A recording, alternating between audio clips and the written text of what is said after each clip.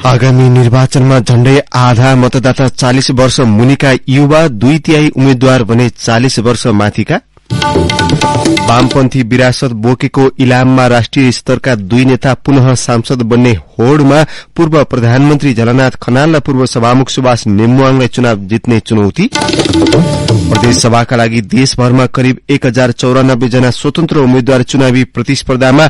ठोस एजेण्डा भन्दा पनि दलहरूप्रतिको असन्तुष्टिबाट फाइदा लिने रणनीति। युक्रेनसँगको युद्धमा लड्नका लागि भन्दै रूसद्वारा जेल सजाय काटेर बाहिरिएकालाई पनि सेनामा भर्ती गराउन शुरू। युक्रेनका विभिन्न क्षेत्रमा करिब 50,000लाई तैनात। र अस्ट्रेलिया र न्यूजील्याण्ड T20 विश्वकप क्रिकेटको सेमी फाइनल नजिक। इंग्ल्याण्डको आगामी खेलबाट समीकरणको टुङ्गो लाग्दै। नमस्कार, कान्तिपुर डायरीका साथमा साथी तुलसी र म अनिल। समाचार अब विस्तारमा। शुरूमा निर्वाचन विशेष। प्रतिनिधि सभा तथा प्रदेश सभा निर्वाचन विशेष। आगामी निर्वाचनमा झण्डै आधा मतदाता 40 वर्ष मुनिका युवा छन्, तर 2/3 उम्मेद्वार भने 40 वर्ष माथिका छन्। आगामी निर्वाचनमा 1,79,88,570 मतदाताले भाग लिँदैछन्।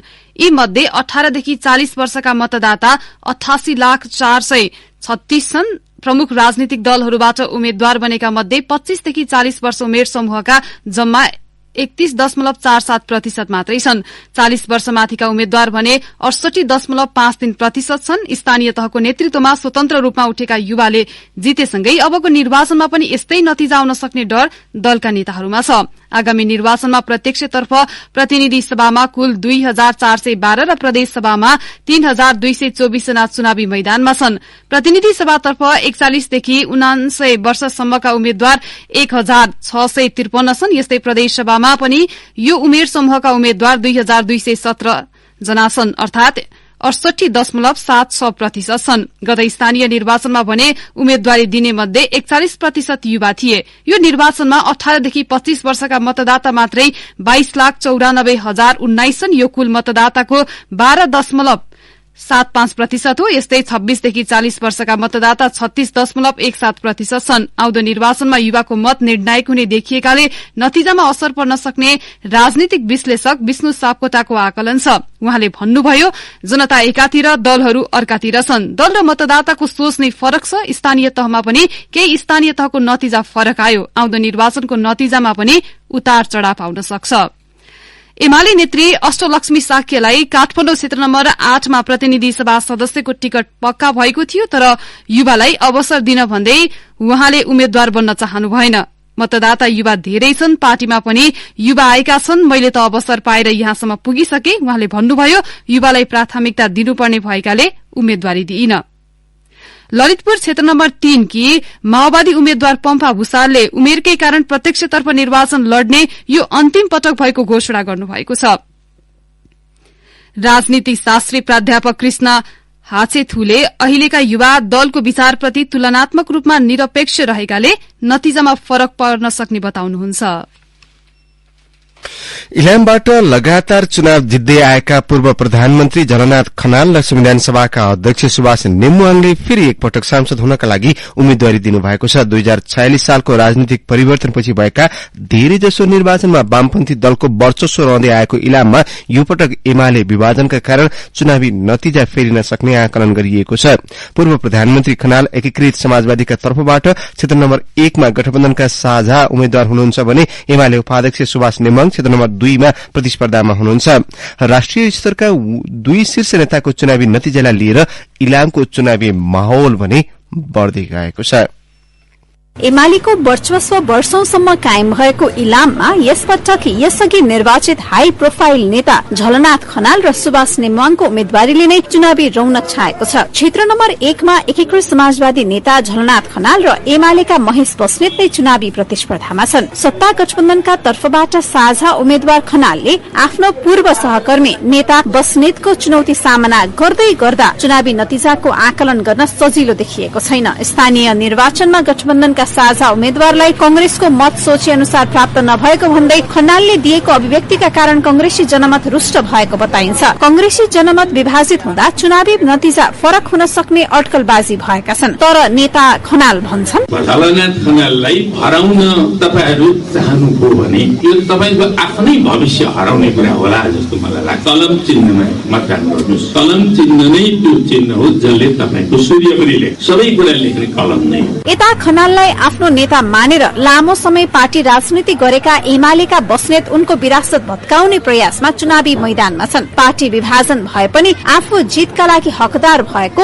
बस्नेतको भनाइ छ। विगतमा कसैले धेरै योगदान गर्नुभएको छ त्यो कुराहरूलाई पनि स्मरण गर्छौं र उहाँहरूलाई सामाजिक हिसाबको आतिथ्यता दिने सम्मान दिने कुराहरूमा हामीबाट कुनै कमी कमजोरी हुँदैन। प्रतिस्पर्धा हामीले गर्ने होइन, नागरिकहरूले जस्टिफिकेसन गर्ने हो।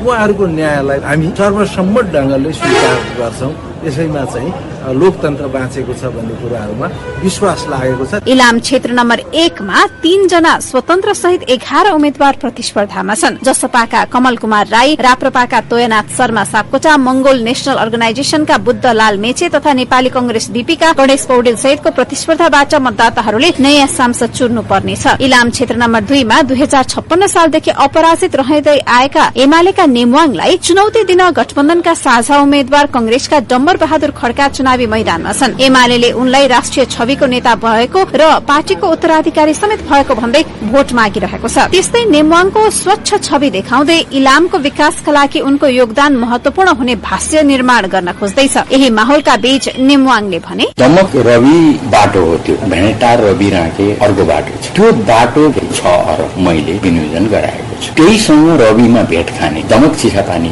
बाटो त्यो मेरै पहल र प्रयासमा भएको हो। तल बेलडाङ्गीदेखि दमक चिसापानी बाटोको बिन्दुसम्म 7 किलोमिटर कालोपत्री गर्नुको लागि आवश्यक रकम विनियोजित गराएको छु। एमाले विभाजित भएकाले त्यसको असर नेमवाङको हकमा पर्न सक्ने ठानिएको छ। सत्तारूढ गठबन्धनका उम्मेद्वार डम्बर बहादुर खड्का नेमवाङ प्रतिको मतदाताका असन्तुष्टि र एमाले विभाजनको फाइदा सहित आफ्नो पक्षमा जित निकाल्ने कसरतमा छन्। उनी भन्छन्, हामीले एकैपल्ट पाएका छैन। नेपाली कांग्रेसलाई कहिल्यै विश्वास गरेन। त्यो विश्वास नगरेको वातावरण आज हेरौं हामीले। एउटा बिरामी त्यहाँबाट डेलिभरी लिएरै जाँदाखेरि आधी बाटोमै मृत्यु भएको छ। मोटरब्याग चढेर दमक जाँदाखेरि भिरबाट खसेर मरेका छन्। विद्यार्थीहरूले 21औं शताब्दीमा पनि धुरीमा लगेर मोबाइल राखेर नेटवर्क आउँछ कि आउँदैन भनेर बसिराखेका छन्। 23 वर्ष जितेर यही हो इलामेली जनताको जीवन स्तर माथि उठाएको। प्रमुख दलका उम्मेद्वारको प्रतिस्पर्धालाई नियालिरहेका मतदाताले विकास निर्माणले गति पाउन नसकेको गुनासो गर्न छाडेका छैनन्।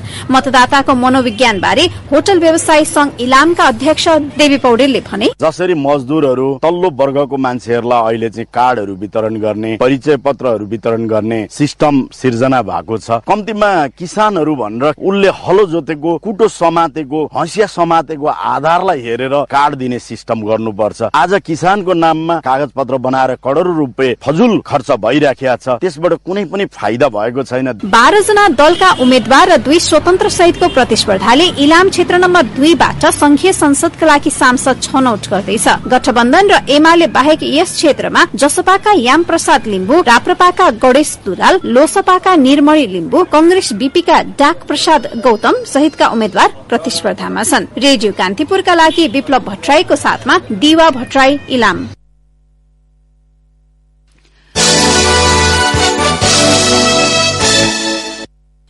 नेकपा एमाले दार्चुलामा पहिलो सभा गर्दै आगामी चुनावका लागि अभियान शुरू गरेको छ। पार्टी अध्यक्ष केपी ओलीले सम्बोधन गर्ने गरी विभिन्न जिल्लामा गरी 40 वटा सभा हुने एमाले जनाएको छ। दार्चुलामा हिजो आयोजित चुनावी सभालाई सम्बोधन गर्दै अध्यक्ष ओलीले नेपालको भूभाग 1 इन्च पनि नछोड्ने र मिचिन नदिने बताउनुभयो।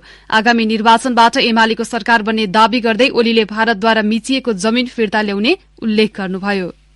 नेपालको सिमाना अहिले पहिले भनिए जस्तो होइन। एउटा नक्कली तीर्थीय खोर्सीलाई महाकाली भनेर, एउटा डोबिलको बनाएर त्यसलाई कालीदह भनेर, एउटा मन्दिर बनाएर काली मन्दिर भनेर, त्यहीबाट पैदा भएको महाकाली भनेर बोलो एकातिर छ, तीर्थीय अर्कातिर छ। यो खोर्सीलाई सीमा भनेर नेपालीलाई झुक्क्याउन अब मिल्दैन। 60 वर्ष भयो हामीले यो भूभाग कालापानी, लिम्बियाधुरा, लिपुले गुमाएको। अब फिर्ता हुनुपर्छ। यो राष्ट्रिय अभिभाषण उहाँले दार्चुलाको सदरमुकाम खलंगा बजारलाई महाकालीको बाढ़ीबाट सुरक्षित राख्न तटबन्ध बनाउने ग्यारेन्टी गर्नुभयो। भारतको ज्यादतीका बारेमा एमाले आवाज उठाएपछि मात्र वर्तमान गठबन्धन सरकारले पहल गरेको बताउनुभयो। अध्यक्ष ओलीले गठबन्धन सरकारले देशको विकास र जनताका समस्या समाधान नगर्ने उल्लेख गर्नुभयो। साततिर फर्किएका 7 दल मिलेर बनाउने स्वार्थको गठजोड होइन। देशभक्त शक्ति, राष्ट्रवादी शक्ति, विकास प्रेमी शक्ति, शान्तिपूर्ण ढंगले अगाडि बढ्ने शक्ति, स्थिरता र स्थायित्वका लागि काम गर्ने शक्ति, भिजन, नीति र कार्यक्रम लिएर देश बनाउने संकल्प बोकेर अगाडि बढेको राष्ट्रिय शक्ति निर्माण गर्न आवश्यक छ। यस चुनावमा गठबन्धनले होइन, नेकपा एमाले जस्तो राष्ट्रिय शक्तिले जित्न पर्छ। यसैबीच माओवादी केन्द्रका अध्यक्ष पुष्पकमल दाहालले आगामी निर्वाचनमा संविधानको पक्षधर र संविधान विघटन गर्न चाहने पक्ष आमन्य सामान्य भएको बताउनु भएको छ।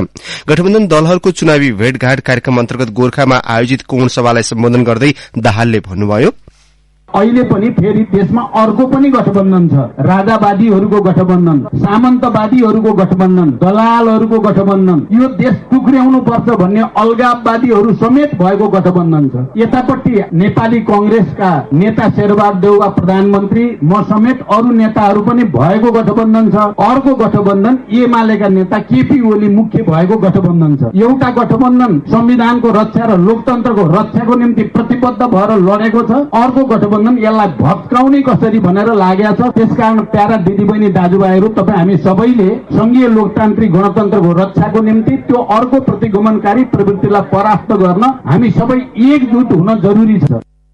जनताले पाएको संवैधानिक अधिकारको रक्षा गर्ने पक्षमा आफूहरूको गठबन्धन रहेको दाहालको भनाइ छ। कान्तिपुर डायरीमा अब ब्रेकको पालो। ब्रेकपछि कान्तिपुर डायरीमा अब कान्तिपुर सविस्तारको पालो। कान्तिपुर सविस्तार। राजनीतिक दलले जनअपेक्षा अनुसार काम नगरेको भन्दै वितृष्णा बढ़िरहेका बेला गत स्थानीय तहको निर्वाचनमा केही स्वतन्त्र उम्मेद्वारले सफलता पाएका थिए। दल बाहिरका व्यक्तिको जितले हौसिएर आगामी निर्वाचनमा पनि प्रतिनिधि सभा र प्रदेश सभाका लागि थुप्रै स्वतन्त्र उम्मेद्वार चुनावी प्रतिस्पर्धामा उत्रिएका छन्। संघीयता कार्यान्वयनको पहिलो 5 वर्षमा सबैभन्दा बढ़ी आलोचित बनेको प्रदेश सभाको प्रत्यक्षतर्फ 330 सीटका लागि प्रतिस्पर्धा हुँदैछ, जसका लागि 3224 जनाको उम्मेद्वारी मध्ये 1094 जना स्वतन्त्र उम्मेद्वार छन्। अधिकांश स्वतन्त्र उम्मेद्वार दलहरूप्रतिको असन्तुष्टिको फाइदा उठाउने मनसायमा छन्। उनीहरूले दलका नेतालाई विश्राम दिएर मुलुकको राजनीतिलाई सही दिशामा लैजाने एजेण्डा अघि सारेका छन्।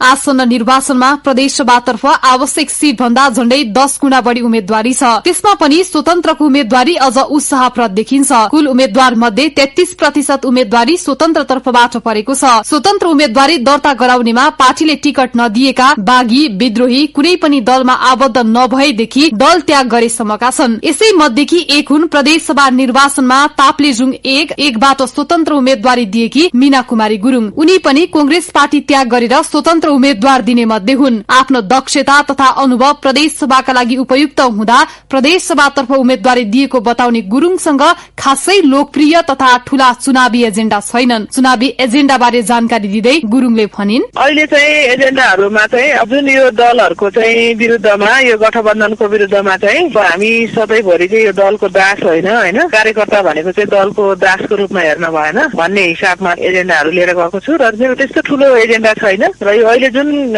कागजी प्रक्रियामा मात्रै गरेका कामहरूलाई चाहिँ उठ्याउनको लागि चाहिँ यसरी जानु हुँदैन भन्ने हिसाबमा गइरहेको छु। संविधानले प्रदेश सभा सांसदका लागि विशेषतः 3वटा अधिकार दिएको छ। पहिलो सरकार बनाउने, दोस्रो ऐन कानून बनाउने तथा अन्तिम भनेको सरकारको निगरानी गर्ने। दलगत उम्मेद्वारबाट प्रतिनिधि सभालाई लक्षित गर्दै घोषणा पत्र, प्रतिज्ञा पत्र, वाचा पत्र लगायतका 5 वर्षीय योजना समेटिएका प्रतिबद्धता सार्वजनिक भए पनि प्रदेश सभातर्फ लक्षित गर्दै खासै घोषणा पत्र बाहिरिएका छैनन्। कही कतै केही उम्मेद्वारले आफ्नो घोषणा पत्र सार्वजनिक गरे पनि सबैले त्यो गरेका छैनन्। दलगत नेताले पटक पटक जनतामाथि देखाइएका सपना र आश्वासनमाथि कुठाराघात गरेकै कारण राजनीतिक संस्कार परिवर्तन गर्ने एजेण्डा सहित प्रदेशसभा निर्वाचनमा कञ्चनपुर 3-2बाट आफ्नो स्वतन्त्र उम्मेद्वारी दिएका भीमबहादुर कुमालको पनि चुनावी नारा अन्य स्वतन्त्र उम्मेद्वारको भन्दा भिन्न छैन। इन्जिनियरिङ पृष्ठभूमिका कुमाल राजनीतिक दलले मुलुकको लोकतन्त्रलाई नै धरापमा पार्दै गएको हुँदा सो व्यवस्थाको रक्षा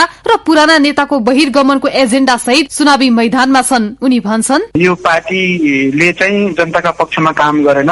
यो व्यवस्थामा नै अब प्रश्न उठ्ने स्थिति आयो। व्यवस्था नै जोगाउनका निम्ति हुन्छ र यी गलत नेताहरूलाई चाहिँ जनताले चाहिँ बाहिर फाल्नुपर्छ। विकासका योजनामा अब जसरी अहिलेका जुन पार्टीका नेताहरूले चाहिँ जसरी खुलेआम भ्रष्टाचार गरिराखेका छन्, जनताका पक्षमा चाहिँ काम गरिराखेका छैनन्, कमिसनको सिस्टम चलिराखेको छ, दलालीगिरी चलिराखेको छ, त्यो सबै चाहिँ अन्त्य गर्नुपर्छ। प्रदेश सभातर्फ स्वतन्त्र उम्मेद्वारको यो क्रेज यसपटक मात्र होइन, गत 2074 सालको निर्वाचनमा पनि थियो। प्रदेश सभातर्फ त्यसबेला 812 जनाले आफ्नो स्वतन्त्र उम्मेद्वारी दिएका थिए, जुन गत निर्वाचनमा भन्दा यस पटकको प्रदेश सभा निर्वाचनमा सो संख्या 282 ले बढ़ी हो। तर हालै सम्पन्न स्थानीय तह निर्वाचनमा स्वतन्त्रको जितले पनि आसन्न निर्वाचनमा स्वतन्त्र उम्मेद्वार प्रति धेरैको ध्यान केन्द्रित भएको हो। यस्तैमा प्रदेश सभा निर्वाचनमा धनुषा 3-2बाट स्वतन्त्र उम्मेद्वारी दिएका हरिशंकर शाहका पनि ठूला योजना छैनन्। शाहले मधेस केन्द्रीय दलका कारण बढ़ेको असन्तुष्टिलाई क्याच गर्न खोजेका छन्। धनुषामा सामाजिक कार्यबाट जनतामाझ राम्रो छाप बसालेका शाह आफ्नो इच्छा भन्दा पनि समाजमा नागरिकको दबावमा चुनावमा उठेको सुनाउँछन्। एजेण्डा बारे जानकारी दिँदै प्रदेश सभा निर्वाचनमा धनुषा 3-2 का स्वतन्त्र उम्मेद्वार शाहले भने, हामीहरू एकदम सोझो मान्छे छु, जनताहरूको चाहना अनुकूल काम गर्छु। हामीहरूको सोचाइ हुन्छ हाम्रो देश राम्रो होस्, सुखी होस् र जुन यताउति भइरहेछ सरकारी सम्पत्ति उसको संरक्षण होस् र हाम्रो जनकपुर यो फुवरहरूबाट मुक्त होस्। यही एजेन्डा छ। अरू के छ? सरकारको बजेट जति हुन्छ त्यो जनताको विचारले, जनहरूको विचारले, उहाँहरूको चाहना अनुकूल काम हुन्छ। 2015 सालको आम निर्वाचनदेखि कुनै न कुनै रूपमा स्वतन्त्र उम्मेद्वारहरू अस्तित्वमा रहँदै आएका छन्। यसपटक भने दृश्य विगत जस्तो छैन। विगतमा स्वतन्त्रलाई व्यवस्था गर्ने दलभित्र एक प्रकारको कम्पन सृजना गरेको छ। स्थानीय तहमा स्वतन्त्रहरूको अप्रत्याशित विजयले पनि स्वतन्त्रहरू कतै संगठित त कतै एक्लै चुनावी मैदानमा छन्। प्रदेश सभा निर्वाचनमा भक्तपुर 1 का स्वतन्त्र उम्मेद्वार रविमान साक्य पनि भक्तपुरमा विगतदेखि दबदबा रहँदै आएको नेपाल मजदुर किसान पार्टीको विरासत तोड्ने संकल्प सहित चुनावी मैदानमा छन्। सिस्टम बिग्रिसकेपछि त्यो व्यवस्था सबैलाई असर पर्छ। अलिक ढिलो अलिक चाँडो मात्रै हो। त्यहाँ चाहिँ अब जस्तै नेमकिपा भनौँ या विभिन्न भनौँ होइन, त्यो अलिकति आफ्नो सामुदायिक हिसाबले पहिलाको उहाँहरूको आफ्नो एजेन्डा र मुद्दामा सङ्घर्ष गरेर आएकोले त्यो आस्थामा टिकेको मान्छेहरूले गर्दा त्यो आस्था अहिले पनि कायमै छ, नभएको होइन। तर त्यसमा पनि हुने नहुने सबै त्यसमा पनि विभाजित भएको छ। शोषण व्यवस्थाहरू आइसक्यो, त्यसरी चाहिँ हुनु भएन। भेदभावको नीति छ त्यहाँ पनि असन्तुष्ट पक्षहरू छन्। अनि कुन ठाउँमा कहाँ चाहिँ उनीहरूको दुःखको निदान हुन्छ भनेर त्यो बाटो पनि उहाँलाई थाहा छैन। तर त्यो बाटो बुझाउनको लागि हामीले स्वतन्त्रको रूपबाट चाहिँ रविमान साक्य ट्रफी चिन्ह लिएर चाहिँ दौडिरहेको छु। संविधानले संसदीय प्रणालीलाई अंगीकार गरेकाले संसदभित्र संख्याको महत्व बढ़ी हुन्छ। राजनीतिक दलहरूले जनअपेक्षा पूरा गर्न नसक्दा तथा दलहरूकै व्यवहारले बढ़ाएको नैराश्यताका कारण पनि स्वतन्त्र उम्मेद्वारी दिने बढ़े पनि दलको विकल्प स्वतन्त्र उम्मेद्वार नहुने धेरैको बुझाइ छ। आसन्न निर्वाचनमा स्वतन्त्र उम्मेद्वारको यो उपस्थितिले कस्तो नतिजा ल्याउने हो त्यो अनुमान गर्न सहज देखिँदैन। रेडियो कान्तिपुरका लागि तुलसी अर्याल। कान्तिपुर सविस्तार। कान्तिपुर डायरीमा पुनः ब्रेकको पालो। कान्तिपुर डायरीमा अब आर्थिक प्रसंग। चौरको ब्याज दरको पीड़ा थेक्न नसकिएको भन्दै उद्योगी व्यवसायी विरोधमा उत्रिएका छन्। राष्ट्र बैंकले नीतिगत दर मार्फत बैंकको ब्याज बढ़ाएपछि व्यवसायी विरोधमा उत्रिएका हुन्। उच्चतम एकल बिन्दुमा रहेको ब्याज दर अहिले दोहोरो अंकमा पुगेको छ। ब्याज दरकै कारण व्यवसाय धान्न नसकिएको उनीहरूको भनाइ छ। यसै विषयलाई लिएर हिजो 13 वटा उद्योग वाणिज्य संघले एकैसाथ प्रदर्शन गरेका छन्। अब अन्तर्राष्ट्रिय प्रसंग। युक्रेनसँगको युद्धमा लड्नका लागि भन्दै रूसले जेल सजाय काटेर बाहिरिएकालाई पनि सेनामा भर्ती गराउन थालेको छ। विभिन्न हत्या आरोपमा दोषी ठहर तथा लागू औषध कारोबारीको सजाय पाएर निस्किएकालाई रूसले सेनामा भर्ती गराएको हो। सैन्य कानूनमा परिवर्तन गर्दै रूसले हत्या आरोपी तथा लागू औषध कारोबारीहरूलाई सेनामा भर्ती गराएको बीबीसीले जनाएको छ। बाल बालिका विरूद्धको यौन अपराध वा आतंकवादको अभियोगमा सजाय पाएका पूर्व कैदीहरू भने अझै पनि सेवाबाट वञ्चित छन्। गत सेप्टेम्बरदेखि बोलाइएका करिब 3 लाख अतिरिक्त सेनामध्ये 49,000लाई युक्रेनका विभिन्न क्षेत्रमा तैनात गरिएको रूसको दावी छ।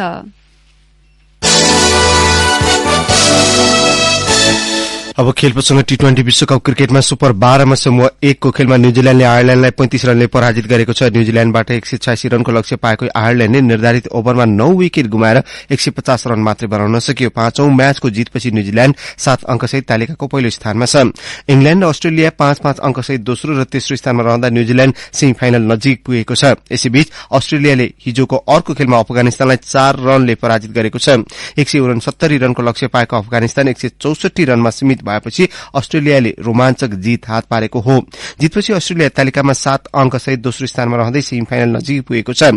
सुसमूहको समीकरण अनुसार न्यूजील्याण्ड र अस्ट्रेलिया मध्ये एउटा टीम सेमी फाइनल पुग्ने निश्चित छ। 5 अंकसहित तेस्रो स्थानमा रहेको इंग्ल्याण्डको अन्तिम म्याचले समूह 1 बाट सेमी फाइनल पुग्ने टोलीको छिनोफानो हुनेछ।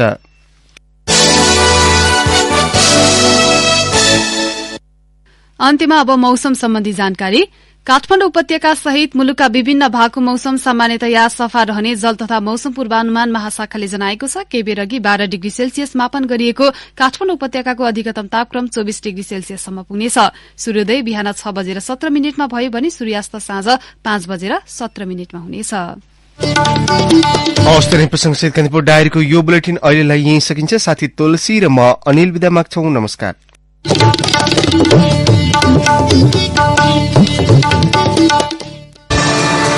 Coming up next. The headliners.